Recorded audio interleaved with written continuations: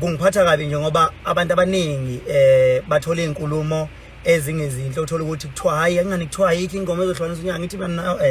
mase kukhuluma iSABC kwakhuluma ukhozi sokukhuluma isikhondla khondla ake silalele ikhondla khondla bakwethu singalaleli noma ubani ake silalele nje ikhondla khondla ukuthi zithini kithi kuthiwa asifote ngomhla ka31 kukusasa ikhona ingoma ezohlukanisa unyaka.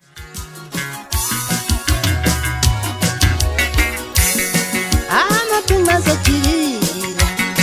aseyabambisana idunga malenzintonse ayaleseka manje Imli hayi vele imgili ngwana into yami uyazi Lady D kakhulu angifuna uqamba amanga njengoba bengikhiphe i-album ebikhombisa ukuba namandla kakhulu ngoba yathi iphuma nje yayihlala ku-number 1 kuma all charts. So kwaqala wakhona inhlansi ethi khona la le album yakhona hayi ngithema ngizwa ngapha nangapha abantu bahalalisela zonke ingoma kodwa kwakhona le ngoma eyodwa elokhu wonke umuntu elokhu ekhombile ehloko sawo sithi ijele ngabona baqala benza ama video babeshada all over eMontweni ngabona ukuthi hayi la uyahlukana kunyaka la nangempela ke ngithema ngabe nami ngingazelele lutho kwaqhamuka ukhozi lwathi akuphakanyiswa ingoma abalandeli abaphakamisa ingoma bayiqoka ke futhi abalandeli okumele sikusho lokho ukuthi abalandeli baqoka ingoma ngokuthi bebona ukuthi iyona efanele ukuthi ibe ezinye ezohlukanisa unyaka ingene nezinye izohlukanisa unyaka. Kanjalo nje Mama Lady D niNosifiso no King Sifiso nabesifazane futhi ngoba umuntu mayizoshada ekhaya abantu basekhaya kumele betshele ukuthi hayi ke sesiphumile ke manje kutheni nathi khona ingcenye ezizoyenza sokufanele unkosikazi mayifika la ekhaya awasha pheke enze yonke into nje kade bekwenza ke sebehleli ke seberelaxile no usuku ungayikhona ejele mawuye emshadweni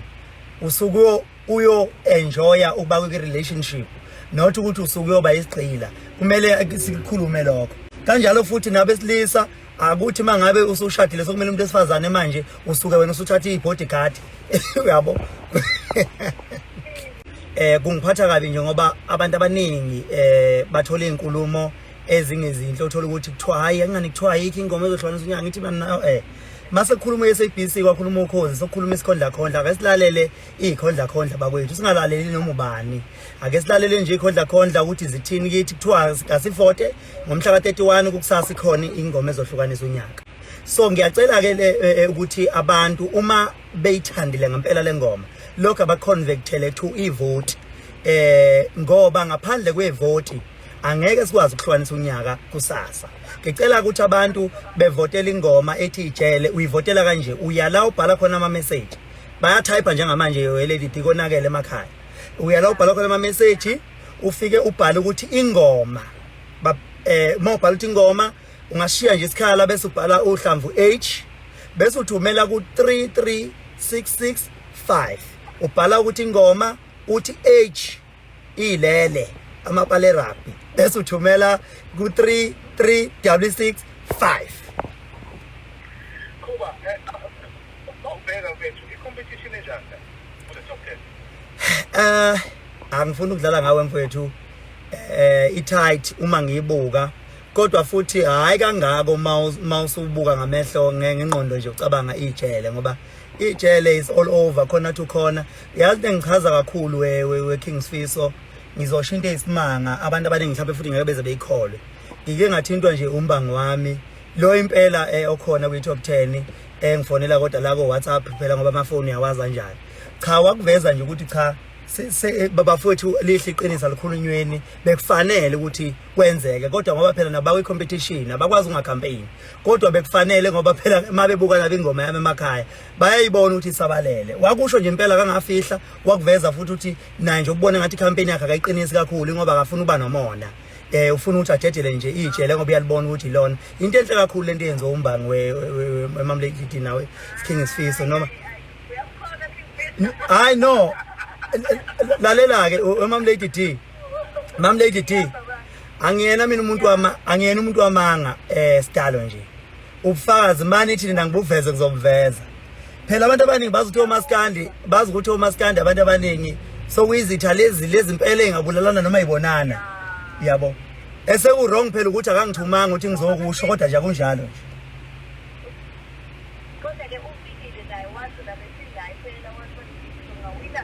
nombani bomasipala masikwami nesizwa leze wasangajabula kusifike impela kuzo zonke angithi uyayibona ke Mama Lady D lonto ibifakazela lento engiyishoyo ukuthi akanankinga manje ke ngiyacela Nkosi yami abalandeli iking yabo isishilo bafethu abenze njengoba kushiwo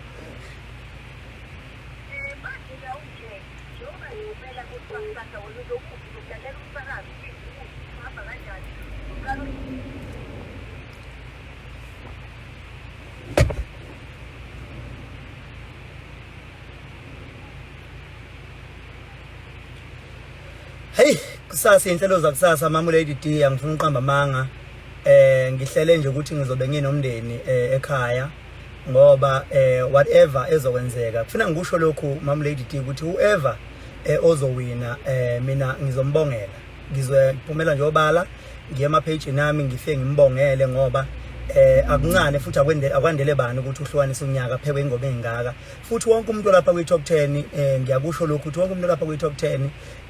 abantu cishe bakubonile ukuthi kufanele ukuthi bebe nalo leli thuba so whoever uzowina ikakhulukazi ke futhi nakhona la kumaskandi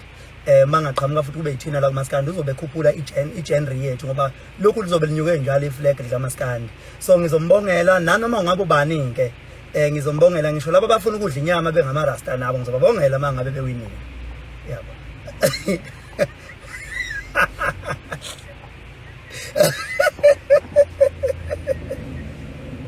yeba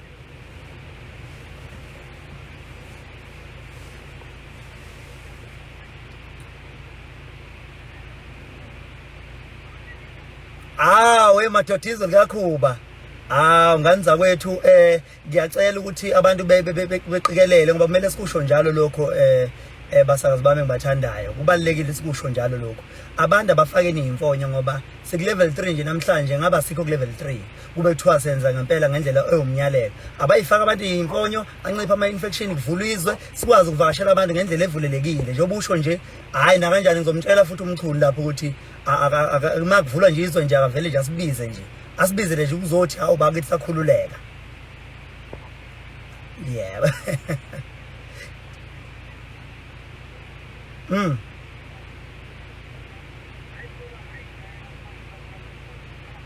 ngiyabonga kakhulu